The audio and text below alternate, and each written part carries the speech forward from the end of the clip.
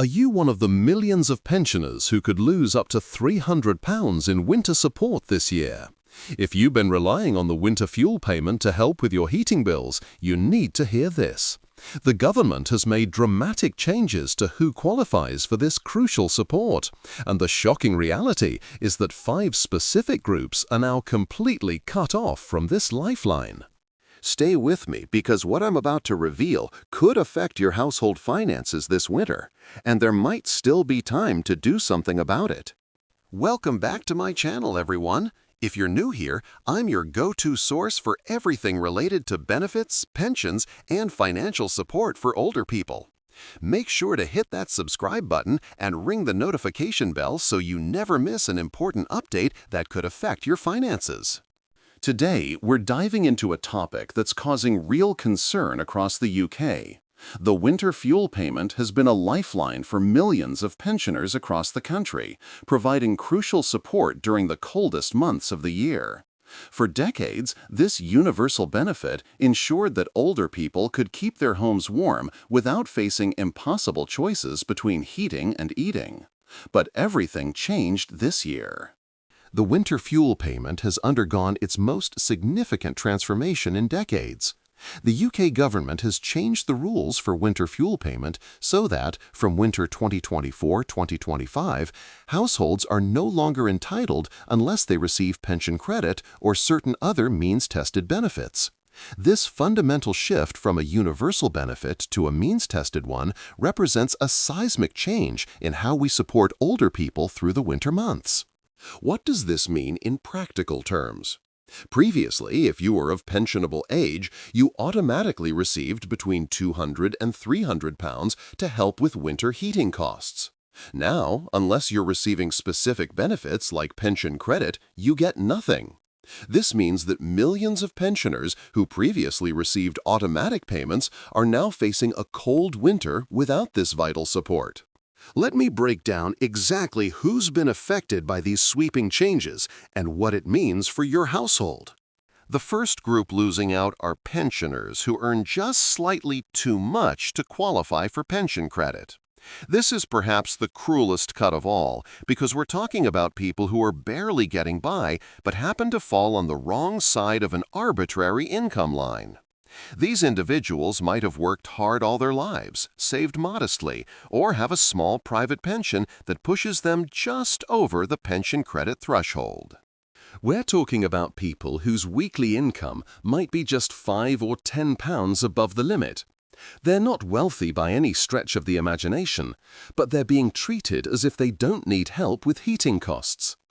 Age UK has identified that these are often people living on incomes that barely cover their basic needs, yet they're losing £300 that could make the difference between heating their homes adequately or facing fuel poverty.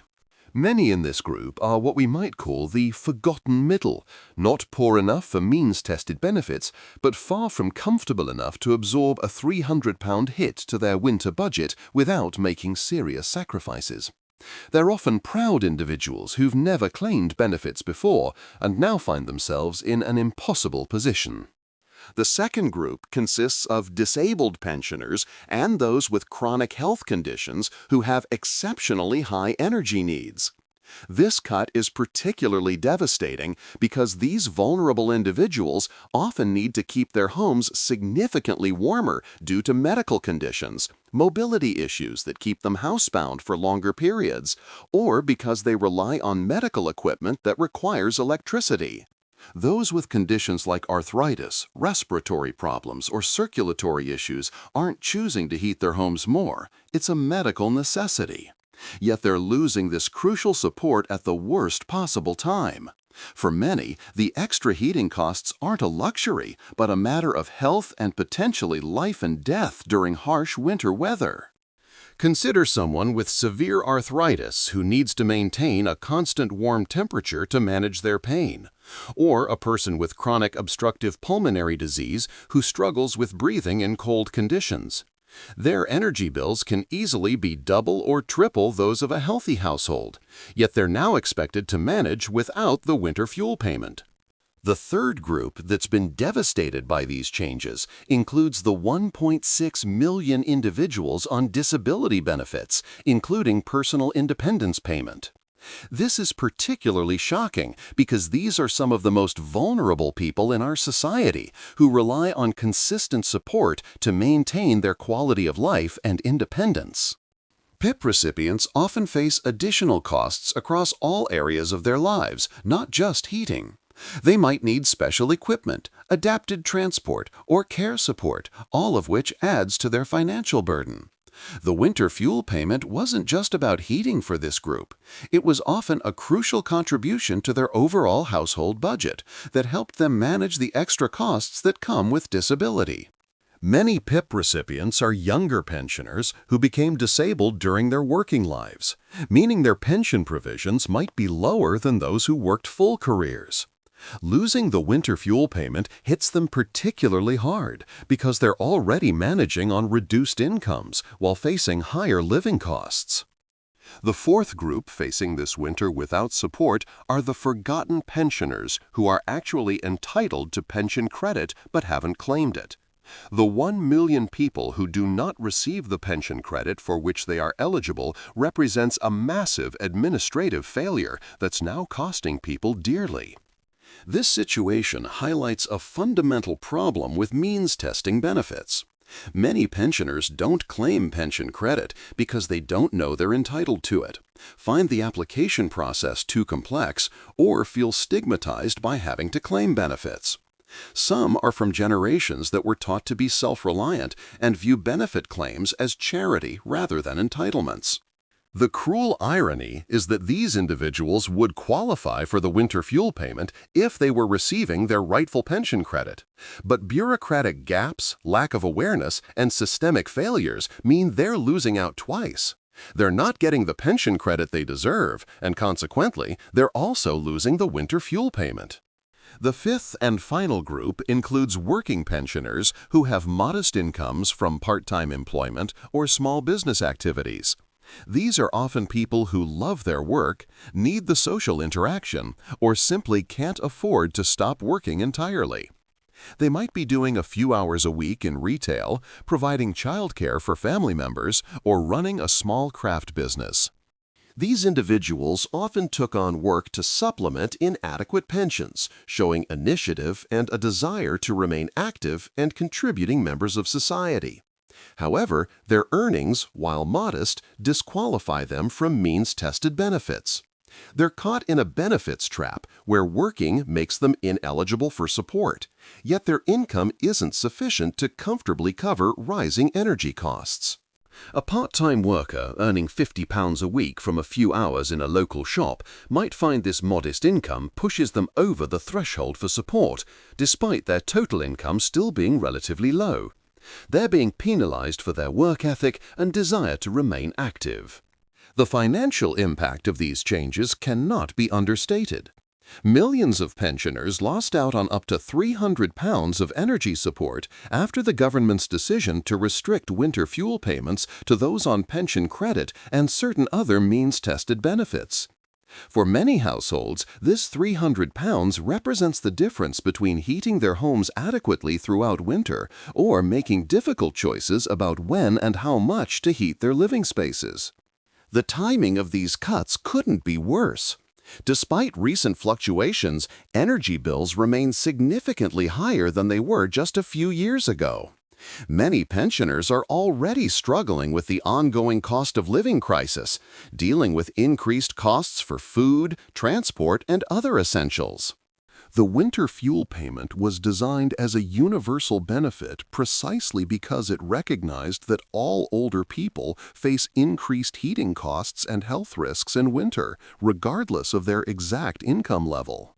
The health implications of these cuts are seriously concerning. Older people are more vulnerable to cold-related illnesses, and adequate heating isn't a luxury, it's a health necessity. Without the winter fuel payment, many pensioners will be forced to make dangerous compromises with their home heating, potentially leading to increased hospital admissions and worse health outcomes. What makes this situation even more concerning is the process by which these changes were implemented. The regulations introduce means testing for the winter fuel payment, representing a fundamental philosophical shift from a universal benefit to a targeted one. This change has significant implications for how we support older people in our society and sets a precedent that could affect other universal benefits in the future. For those who have lost their winter fuel payment, the knock-on effects extend far beyond the immediate financial impact. Many will reduce spending on food, cutting back on nutritious meals that are essential for maintaining health in winter. Others may limit social activities, leading to increased isolation at a time when community connection is vital for mental health and well-being. The winter fuel payment changes represent one of the most significant shifts in pensioner support in recent memory, and the 5 groups I've outlined today are bearing the brunt of these cuts. If you or someone you know falls into any of these categories, it's crucial to explore every available option, from checking pension credit eligibility to seeking advice from organizations like Age UK or Citizens Advice. Remember, even if you think you might not qualify for additional support, it's always worth checking because benefit entitlements can be complex and you might be surprised by what help is available. The pension credit application process, while sometimes daunting, could unlock not just pension credit itself, but also your entitlement to the winter fuel payment. Don't let pride or assumptions prevent you from accessing support you're entitled to. For those affected, there are also other sources of help worth exploring. Some energy suppliers offer hardship funds. Local councils may have emergency support schemes. And charities often provide grants for heating costs. Every bit of help counts when you're facing a winter without the winter fuel payment. What do you think about these changes to the winter fuel payment? Have you been affected by these cuts, or do you know someone who has? Share your experiences in the comments below because your story could help others navigate this challenging situation and might provide valuable insights for people facing similar circumstances. If this video has been helpful in understanding these complex changes, please give it a thumbs up and consider subscribing for more content about benefits, pensions, and financial support for older people. Hit that notification bell so you don't miss any updates that could affect your household finances or those of your loved ones. Thanks for watching, and I'll see you in the next video.